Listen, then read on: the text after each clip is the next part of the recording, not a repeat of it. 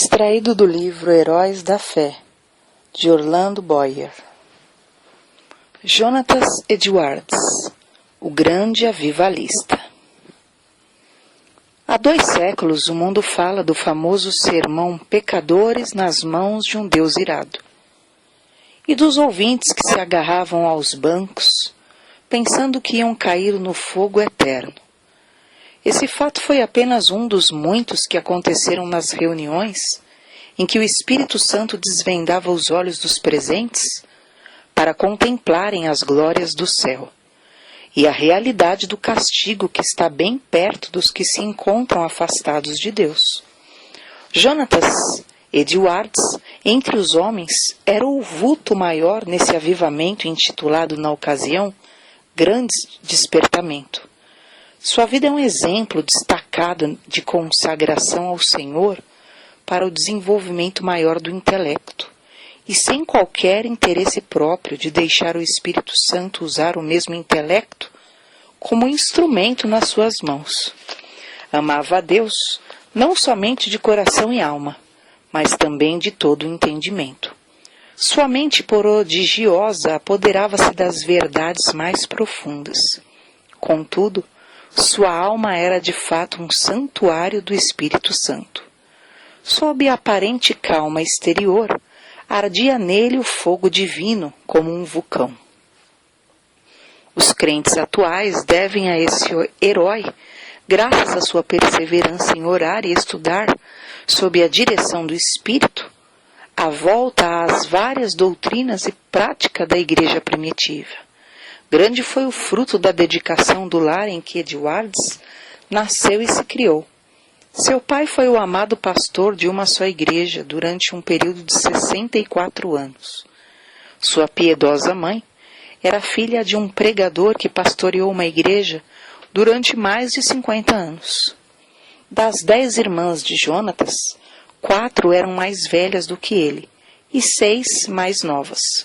Muitas foram as orações que os pais ofereceram a Deus para que o único e amado filho fosse cheio do Espírito Santo e que se tornasse grande perante o Senhor. Não somente oravam assim fervorosa e constantemente, mas mostravam-se igualmente zelosos em criá-lo para Deus. As orações à volta da lareira, os estimularam a se esforçarem, e seus esforços redobrados os motivaram a orar mais fervorosamente. O ensino religioso e permanente resultou em Jonatas conhecer intimamente a Deus quando ainda era criança. Quando Jonatas tinha 7 ou 8 anos, houve um despertamento na igreja de seu pai, e o menino acostumou-se a orar sozinho, 5 vezes todos os dias, e a chamar outros da sua idade para orarem com ele. Citaremos agora algumas palavras sobre esse assunto, que ele mesmo mencionou.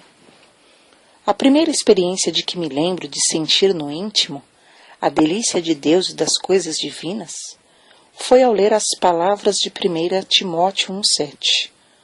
Ora, ao Rei dos séculos, imortal, invisível, ao único Deus, seja honra e glória para todos sempre. Amém. Sentia a presença de Deus até arder o coração e abrasar a alma de tal maneira que não sei descrevê-la. Gostava de passar o tempo olhando para a lua e de dia contemplar as nuvens e os céus. Passava muito tempo observando a glória de Deus revelada na natureza e cantando as minhas contemplações do Criador e Redentor. Antes me sentia demasiado assombrado ao ver os relâmpagos e ouvir o troar do trovão. Porém, mais tarde eu me regozijava ao ouvir a majestosa e terrível voz de Deus na trovoada. Antes de completar 13 anos, iniciou seu curso em Yale College, onde, no 2º ano, leu atentamente Ensaio sobre o Entendimento Humano. A famosa obra de Luke. Vê-se nas suas próprias palavras, acerca dessa obra, o grande desenvolvimento intelectual do moço.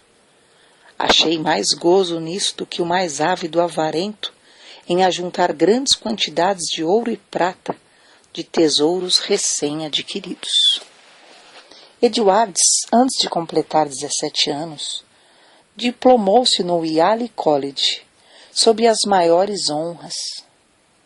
Sempre estudava com esmero, mas também conseguia tempo para meditar na Bíblia diariamente. Depois de diplomar-se, continuou seus estudos em Yale durante 2 anos e foi então separado para o ministério. Foi nessa altura que seu biógrafo escreveu acerca de seu costume de dedicar certos dias para jejuar, orar e examinar-se a si mesmo. Acerca de sua consagração, com a idade de 20 anos, Edwards escreveu: dediquei-me solenemente a Deus e o fiz por escrito, entregando a mim mesmo e tudo que me pertencia ao Senhor, para não ser mais meu em qualquer sentido, para não me comportar como quem tivesse direitos, de forma alguma, travando assim uma batalha com o mundo, a carne e Satanás, até o fim da vida. Alguém assim se referiu a Jonatas. Sua constante e solene comunhão com Deus em secreto fazia com que o rosto dele brilhasse perante o próximo, e sua aparência, semblante, palavras e todo o seu comportamento eram acompanhados de seriedade, gravidade e solenidade. Aos 24 anos casou-se com Sarah Pierront, filha de um pastor, e desse enlace nasceram, como na família do pai de Edwards, 11 filhos. Por ocasião do grande despertamento, ao lado de Jonatas Edwards, estava o nome de Sarah Edwards, sua fiel esposa e ajudadora em tudo. Tal qual seu marido, ela nos serve como exemplo de rara intelectualidade. Profundamente estudiosa, inteiramente entregue ao serviço de Deus, ela era conhecida por sua santa dedicação ao lar, pelo modo de criar seus filhos e pela economia que praticava, movida pelas palavras de Cristo, para que nada se perca. Mas antes de tudo, tanto ela como seu marido eram conhecidos por suas experiências com a oração. Faz-se menção destacada de um período de 3 anos, especialmente, durante o qual, apesar de gozar de perfeita saúde, ficava repetidas vezes sem forças por causa das revelações do céu. A sua vida inteira foi de intenso gozo no Senhor. Jonatas Edwards costumava passar 13 horas, todos os dias, estudando e orando. Sua esposa também o acompanhava na oração diariamente. Depois da última refeição, ele deixava toda a lida a fim de passar 1 hora com a família. Mas que doutrinas a igreja havia esquecido e que Edwards começou a ensinar e a observar de novo, com manifestações tão sublimes? Basta uma leitura superficial para descobrir que a doutrina a qual deu mais ênfase foi a do novo nascimento, apresentando-a como uma experiência certa e definida, em contraste com a ideia da Igreja Romana e de várias denominações. O evento que marcou o começo do grande despertamento foi uma série de sermões feitos por Edwards sobre a doutrina da justificação pela fé, que fez os ouvintes sentirem a verdade das Escrituras. O foco de seus sermões era de que de toda boca ficará fechada no dia do juízo, e que não há coisa alguma que por um momento evite que o pecador caia no inferno, senão o bel prazer de Deus. É impossível avaliar o grau do poder de Deus derramado para despertar milhares de almas para a salvação, sem primeiro nos lembrarmos das condições das igrejas da Nova Inglaterra e do mundo inteiro. Nessa época, quem até hoje não se admira do heroísmo dos puritanos que colonizaram as florestas da Nova Inglaterra, passara, porém, essa glória, e a igreja indiferente e cheia de pecado encontrava-se na face ao maior desastre. Parecia que Deus não queria abençoar a obra dos puritanos, obra que existiu unicamente para a sua glória. Por isso, no mesmo grau em que havia coragem e ardor entre os pioneiros, houve entre seus filhos perplexidade e confusão. Se não pudessem alcançar de novo a espiritualidade, só lhes restava esperar o juízo dos céus. O famoso sermão de Edwards, pecadores nas mãos de um Deus irado, merece atenção especial. O povo, ao entrar para o culto, mostrava um espírito leviano e mesmo de desrespeito diante dos 5 pregadores que estavam presentes. Jonatas Edwards foi escolhido para pregar. Era homem de 2 metros de altura. Seu rosto tinha aspecto quase feminino e o corpo magro de jejuar e orar. Sem quaisquer gestos, encostado num braço sobre a tribuna, segurando o manuscrito na outra mão, falava com voz monótona. Discursou sobre o texto de Deuteronômio 32:35, ao tempo em que resvalara o seu pé. Depois de explicar a passagem, acrescentou que nada evitava, por um momento, que os pecadores caíssem no inferno, a não ser a própria vontade de Deus, que Deus estava mais encolerizado com alguns dos ouvintes do que com muitas pessoas que já estavam no inferno, que o pecado era como um fogo encerrado dentro do pecador, e com a permissão de Deus, pronto a transformar-se em fornalhas de fogo e enxofre, e que somente a vontade do Deus indignado os guardava da morte instantânea. Prosseguiu, então, aplicando o texto ao auditório. Aí está o inferno com a boca aberta. Não existe coisa alguma sobre a qual vós vos possais firmar e segurar. Entre vós e o inferno existe apenas a atmosfera. Há atualmente nuvens negras da ira de Deus, pairando sobre vossas cabeças, predizendo tempestades espantosas com grandes trovões. Se não existisse a vontade soberana de Deus, que é a única coisa para viver o ímpeto do vento até agora, seríeis destruído e vos tornarias como a palha da eira. O Deus que vos segura na mão sobre o abismo do inferno, mais ou menos como o homem segura uma aranha, o outro inseto nojento sobre o fogo durante um momento para deixá-lo cair depois, está sendo provocado em extremo. Não há que admirar se alguns de vós com saúde e calmamente sentados aí nos bancos, passarem para lá antes de amanhã. O resultado do sermão foi como se Deus arrancasse um véu dos olhos da multidão para contemplar a realidade e o horror da posição em que estavam. Nessa altura, o sermão foi interrompido pelos gemidos dos homens e os gritos das mulheres. Quase todos ficaram de pé ou caídos no chão. Foi como se um furacão soprasse e destruísse uma floresta. Durante a noite inteira, a cidade de Enfield ficou como uma fortaleza sitiada. Ouvia-se em quase todas as casas o clamor das almas que até aquela hora confiavam na sua própria justiça. Esperavam que a qualquer momento o Cristo descesse dos céus com os anjos e apóstolos ao lado, e que os túmulos entregassem os mortos que neles havia. Tais vitórias contra o reino das trevas foram ganhas de joelho. Edwards não abandonara nem deixara de gozar os privilégios das orações. Costume que vinha desde a meninice. Continuou a frequentar também os lugares solitários da floresta, onde podia ter comunhão com Deus.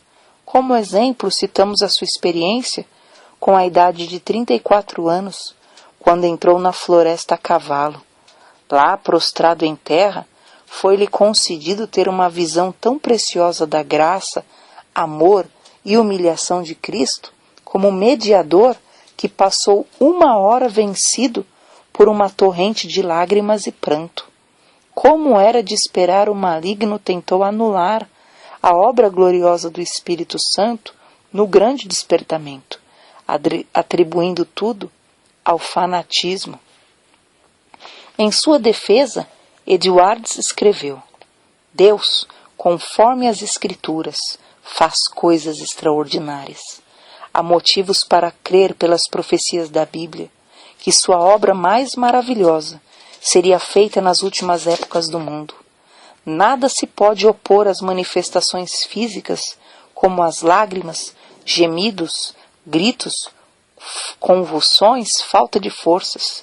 De fato, é natural esperar, ao nos lembrarmos da relação entre o corpo e o espírito, que tais coisas aconteçam. Assim falam as Escrituras do carcereiro que caiu perante Paulo e Silas, angustiado e tremendo, do salmista que exclamou sobre a convicção do pecado: envelheceram os meus ossos pelo meu bramido durante o dia todo. Salmo 32, 3. Dos discípulos que na tempestade do lago clamaram de medo, da noiva, do cântico dos cânticos, que ficou vencida pelo amor de Cristo até desfalecer. Certo é que na Nova Inglaterra começou em 1740 um dos maiores avivamentos dos tempos modernos. É igualmente certo que esse movimento se iniciou não com os sermões célebres de Edwards, mas com a firme convicção deste, de que há uma obra direta que o Espírito Divino faz na alma humana.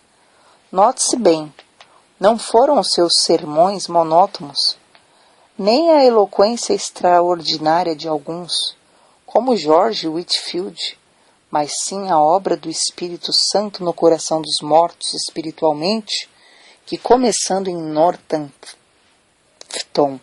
espalhou-se por toda a Nova Inglaterra e pelas colônias da América do Norte, chegando até a Escócia e a Inglaterra. No meio de uma época da maior decadência, a Igreja de Cristo entre a população escassa da Nova Inglaterra despertou e foram arrebatados de 30 a 50 mil almas do inferno durante um período de 2 a 3 anos. No meio das suas lutas, sem ninguém esperar, a vida de Jonathan Edwards foi tirada da terra. Apareceu a varíola em Princeton e um hábil médico foi chamado da Filadélfia para inocular os estudantes. O nosso pregador e 2 de suas filhas foram também vacinados. Na febre que resultou, as forças do nosso herói diminuíram gradualmente até que um mês depois faleceu. Assim diz um de seus biógrafos: em todo o mundo, onde se falava o inglês, era considerado o maior erudito desde os dias do apóstolo Paulo ou de Agostinho. Para nós, a vida de Jonathan Edwards é uma das muitas provas de que Deus não quer que desprezemos as faculdades intelectuais que Ele nos concede, mas que as desenvolvamos sob a direção do Espírito Santo e que as entreguemos desinteressadamente para o seu uso. Deus abençoe.